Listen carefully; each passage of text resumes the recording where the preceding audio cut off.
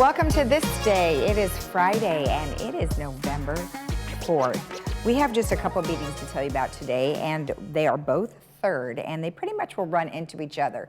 So the one at 9:30 is the third agenda prep, and that's in the Willow Room.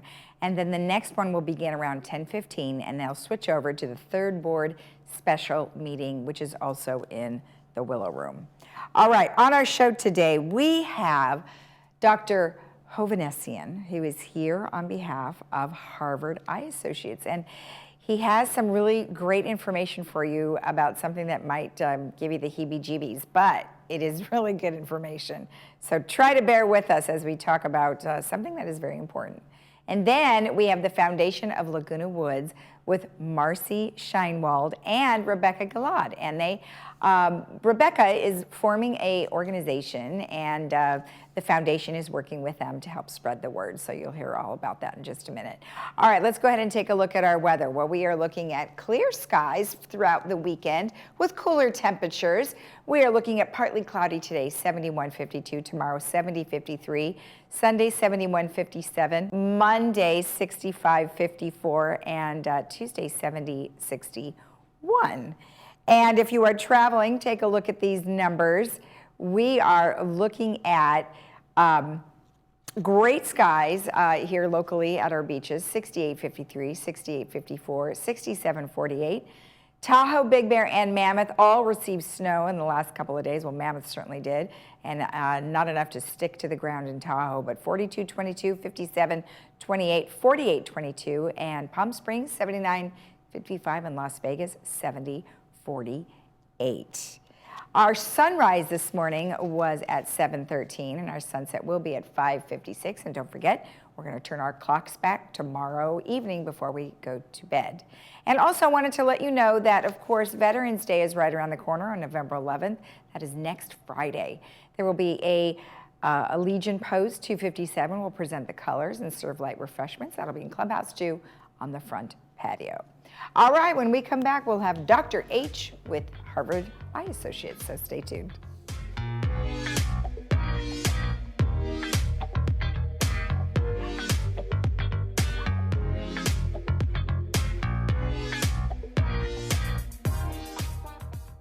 Welcome to Harvard Eye Associates. We're focused on your eye care at all three of our Orange County locations. Our new location in Laguna Hills, Orange, and San Clemente.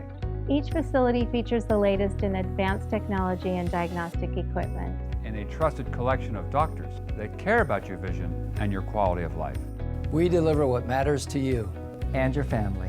Harvard Eye Associates, the future of vision today.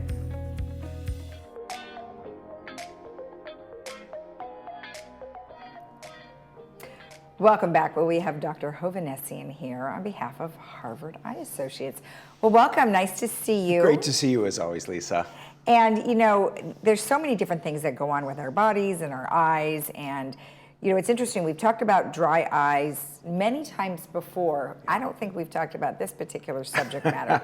And, folks, it's kind of interesting. So, this one's a little bit gross, I'm going to say, but it's real and it's important, and there is a new treatment for it. So that's why we're talking about it today. Got it. All right. Well, good. Well, this is something that everybody probably has had at one point in their life. Most of us do, yeah. So, well, a dry eye is something that many of us have as well, and that's a condition that very often we feel just burning of our eyes, or sometimes it's just blurriness that's intermittent, comes and goes. And it's caused by a lot of things. We've talked about it a number of times. Age is the number one cause of death, as well as dry eye. Yeah, well, that's true. Hormonal changes, medications, environmental factors, and other diseases. Right. I'm not sure if this counts as a disease so much as an infestation. We're going to talk about a type of mite, a little organism, a parasite that grows on your skin called Demodex folliculorum. You sound smart when you just say that. Yes, I like absolutely. saying Demodex folliculorum. But this is an organism that our likelihood of having it on our body is about equal in percentage to our ages in years. So if you're 50, you got about a half and half chance. If you're 70, you got a 70% chance. I see. Most of us probably have this by the time we're older adults, let's say. And it lives on our skin, and it's most of us in the past have not thought it to be very symptomatic. Right. Well, now I have to go back to the age thing because so if you're, 70 or 80, you have a very high probability. Is that because of like you said, the age of the skin? Yeah, it's because of, we think that it's largely caused by the production of oils in the skin. So these are mites that live on and around hair follicles, and around hair follicles are also glands that secrete sebum, or oily secretions that are in our skin. Okay. And as the character of our skin matures, and so do those glands, so does the production of, or the likelihood of an infestation with Demodex. So it's in the follicle. they live in the follicle. Well, they sort of move around, and this gets even grosser than gross because I'm itching.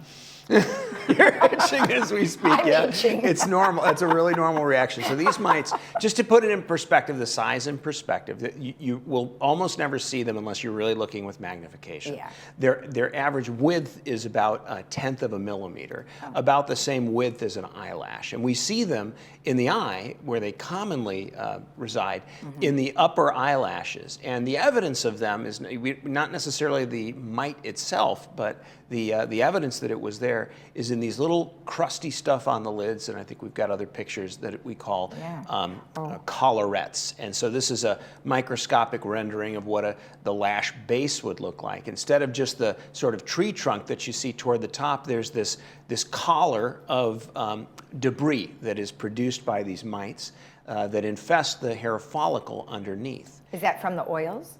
It's What is that actually made of? It's actually made of a compound of protein and fibrin material that is produced by the mites. It's waste products. It's it's some of your own dead skin cells. The mites themselves during the day live deep inside the hair follicles, and that's one of the reasons we don't see them. When there's light, they flee. And the place they flee is, as daybreak comes, like cockroaches, is they flee into the lash follicles. At night, they climb out on the eyelash, onto the skin, and then they mate on the surface of the skin. So while you're sleeping, they're making busy. Okay, then. Ew. Okay, now the reason why he is bringing this up today is because there is a new treatment, and this is why we're talking about this. Thank goodness, because I don't know what else to say. So people who have one of the common symptoms of Demodex is actually itchy eyelids. If you rub especially against your upper eyelashes because they itch periodically, probably you have some Demodex infestation. That doesn't mean you've got a terrible disease. It doesn't mean you're going blind, but it can be irritating, and the symptoms go beyond just that itchiness. The collarettes are the outward symptom. You see the picture of those. But often burning and sensitivity, all the things we talked about in dry eye, there may be some portion of it that's caused by Demodex.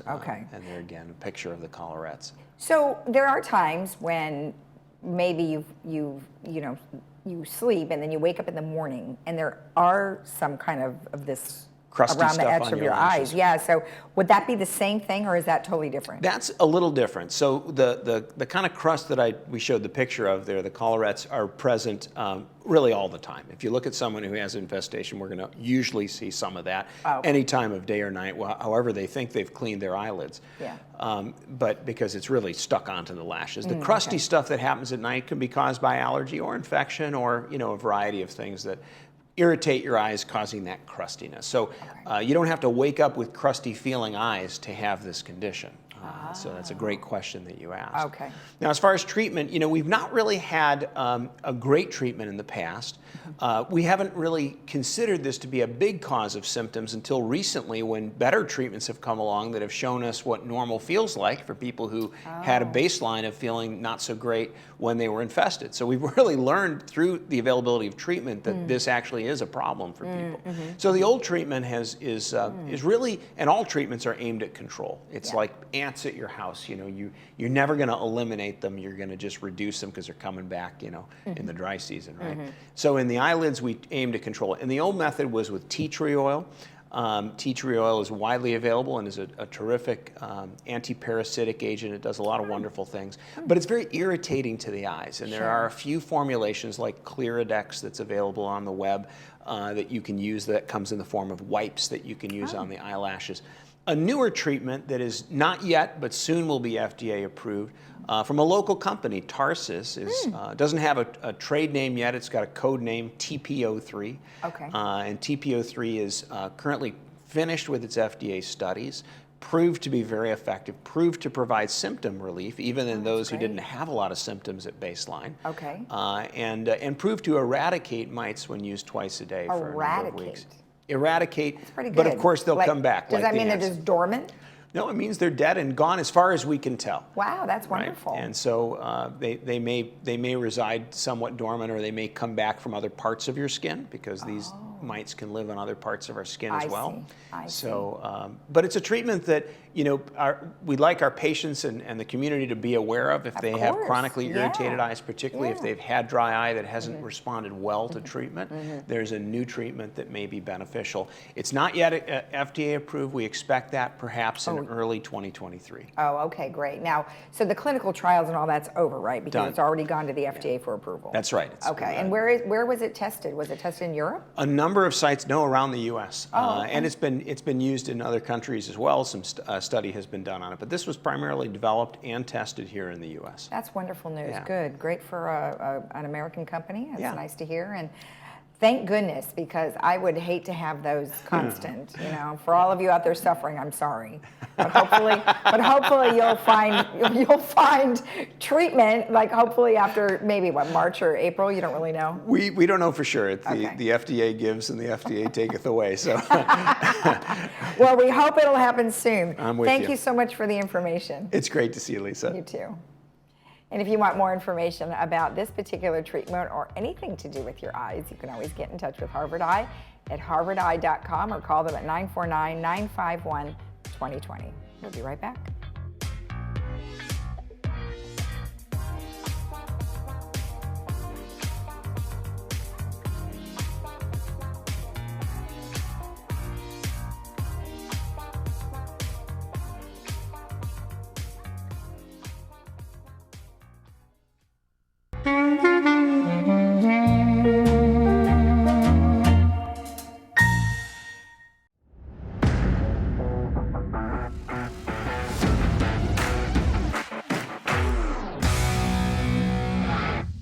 Fall weather is finally making an appearance, meaning it is still the best time for sports. I'm Cole Young, and welcome back to this Friday's episode of Sports Corner. Aside from a shocking upset on Monday Night Football this week, Tuesday might have been the most interesting and exciting day for the NFL. The trade deadline lived up to the hype, and we saw some big names get shuffled around to new teams. There were a record 10 trades made on Tuesday, which is now the most ever made on any NFL trade deadline day. Here are a few of the big names that will be wearing new colors from now on. Linebacker Roquan Smith was traded from the Bears to the Ravens. Wide receiver Calvin Ridley will be leaving Atlanta to join the Jaguars. Edge rusher Bradley Chubb was traded by the Broncos to the Dolphins for a first-round pick and Chase Edmonds, plus some more picks. Receiver Chase Claypool was traded out of Pittsburgh to join Justin Fields in the Bears offense, and TJ Hawkinson, the tight end of the 1-6 Detroit Lions, is now joining the 6-1 Minnesota Vikings. More trades were made, and there were a lot that didn't happen that were speculated. The struggling Green Bay Packers did not attempt to trade for a wide receiver, which came as a shock to everyone because they're in desperate need of one, and they were the only team in their division to not make a trade at all. Some of the frontrunner teams were humbled a little bit this weekend, with teams like the Jets, Giants, and Bengals losing in games that they were favored in. The Broncos finally scored more than one touchdown and earned a victory, and the Cowboys are looking like a legit Super Bowl contender. And of course, the Philadelphia Eagles are still undefeated. With that said, I fared pretty well last week in my picks, going 3-1. I should have been 4-0 if the Bengals didn't get blown out on Monday night. But still sitting at 18 wins and 10 losses. Here are my 4 winners for this week. The Patriots to earn a win against the rival Colts, the Bills to continue their dominance against the Jets, the Minnesota Vikings to continue being quietly a top 3 team in the NFL and take down the Commanders, and the Baltimore Ravens to pick up a win in New Orleans. Even with a little bit of weather delay, the World Series is still going strong.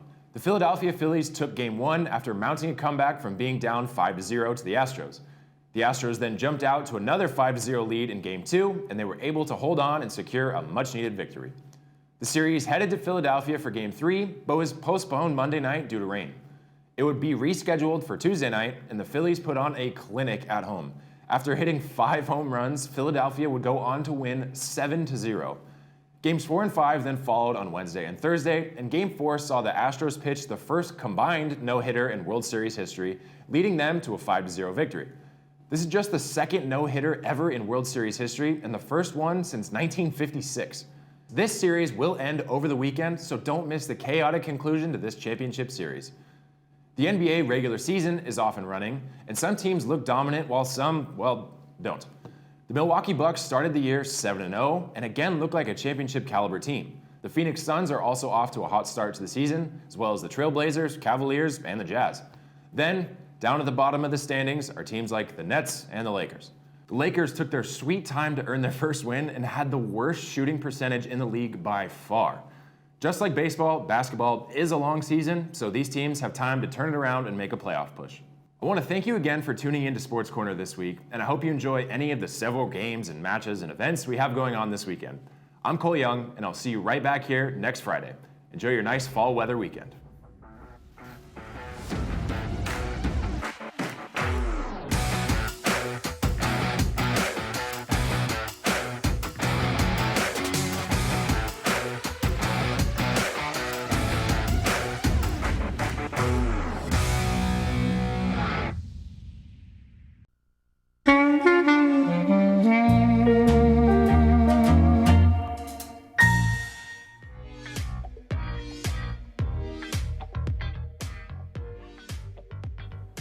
Welcome back. Well, I have Marcy Scheinwald here, as well as Rebecca Gilad, and they're here on behalf of the Laguna Woods Foundation and Community Bridge Builders. So welcome both of you. Nice to see you. How are you? Terrific. Thank you very much for having us. Thank you. Good. And you know, we haven't talked to you about the foundation of Laguna Woods in a while. So if you could do me a favor, just give me a brief overview of what they do. All right. Basically, we're the safety net in the village. If there's a resident who's facing financial problems, difficulty out of the blue, maybe it's a hospital bill, a drug bill, a caregiver bill, we step in and we provide temporary financial assistance. Right. We work very closely with social services in that regard. And the important thing for residents who do need help is it's completely confidential. Right. The foundation never knows who gets our help, and social services is the entry point. Right. During the pandemic, though, we learned some things that we didn't know before. When the pandemic first hit, we were concerned about access to food. There were people, because we're older residents, were fearful to go out of their house because of the threat of COVID-19, which was very real for older Americans. Yes. And we distributed, I think, over $30,000 in grocery cards, and we had a telephone-based shopping service for residents who didn't have internet. As the pandemic progressed, though, the needs in the village have changed. And working with social services, who's our partner, we learned that there's increasing anxiety and depression. Yeah. What they say stemming from the fear during the pandemic and the social isolation. Yeah. And as a result of that, we branched out a little bit. It doesn't change our basic mission, but it's a way to enhance what we do in the village. Right. We're funding a special training program for the social workers in the village with Stanford University, the Optimal Aging Project, to provide our social workers here with training in cognitive behavior therapy, better able to deal with depression and anxiety. Okay. But that depression and anxiety sometimes manifests itself as, the only way I can describe it is inappropriate behavior directed or targeted to particular groups in our community. Okay. It's in some instances been anti-Asian, in some instances anti-Semitic, and in others simply anti-immigrant. And so we decided to help community bridge builders get off the ground. A group designed or whose mission is to see if they can get people talking about these issues so we can mitigate them. And perhaps better able to discuss the mission of community bridge builders is Rebecca Gillard. Yeah, and we had talked to you one time before about this. So the premise is you're trying to combat some of the hate messaging and the hate behavior that's happening to any particular type of group. Why did you start the organization? Or it is a larger organization, but you were trying to start a chapter here. Is that correct? No, we're starting an organization from its roots. Okay. Because we were trying to find an organization from which we would become a chapter or a mini copy, but there wasn't anything targeted for seniors. People assume that at certain age you're very nice to everybody. We know that's not the case. Exactly. So when we saw what is happening, that maybe all of us have biases, but most of the times we contain what we feel, we don't think about how we feel. And since the pandemic, it seems that everybody feels that it's okay to say whatever. And we started to get telephone calls and text messages asking, what do? I just heard this terrible joke and I didn't know how to stop it. Or I heard this horrible thing and I didn't know what to say. So keeping silent really means you're agreeing or that you're letting it go. So we decided to create this organization, and one of the 5 major things that we're doing is a training. What do you do when you hear something like that? You can be either the recipient of something that is an attack, or you can be a bystander, or you can be the aggressor.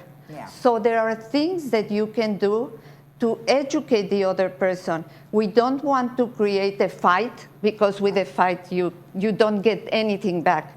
But to educate, to ask a question, and that's a very nice way to start. Why are you saying it?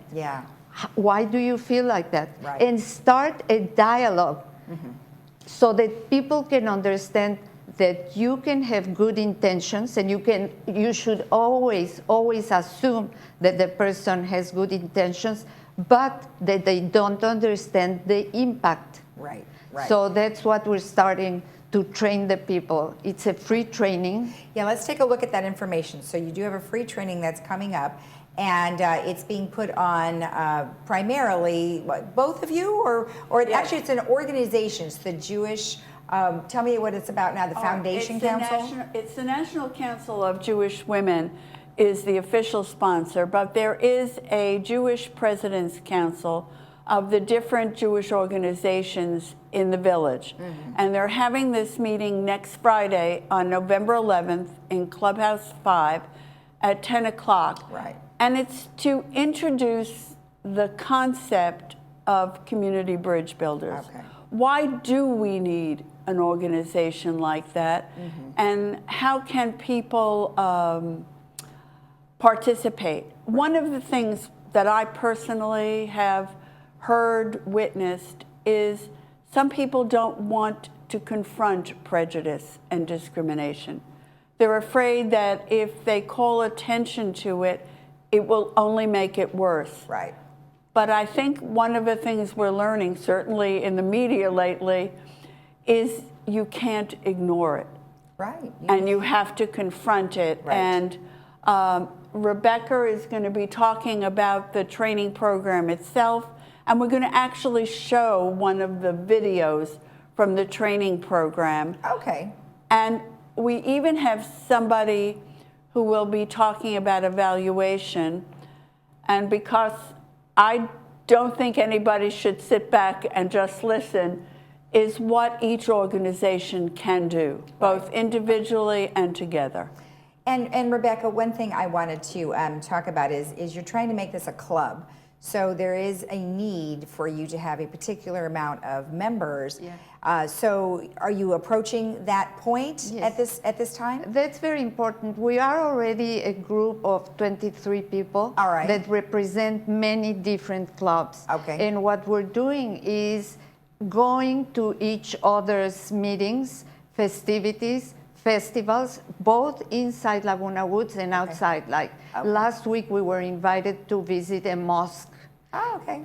Tomorrow, we're participating in the Korean festivity. Oh, good. So it's across the board. Across the board. Exactly. And that's important. Let's show the information one more time as to how they can get in touch with you. So it's November 11th, Clubhouse 5 at 10 a.m. And of course, they can get in touch with lwcommunitybridgebuilders@gmail.com or call that number that's on the screen, and they could find out more about the event that's happening. Now, I think this is a great idea. Certainly wonderful that you are supporting this, and good luck to you, Rebecca. I think it's a great idea.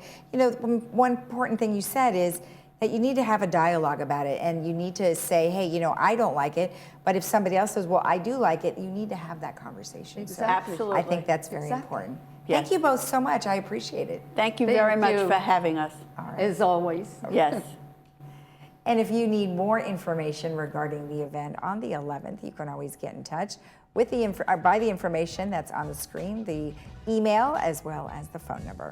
We'll be right back after this.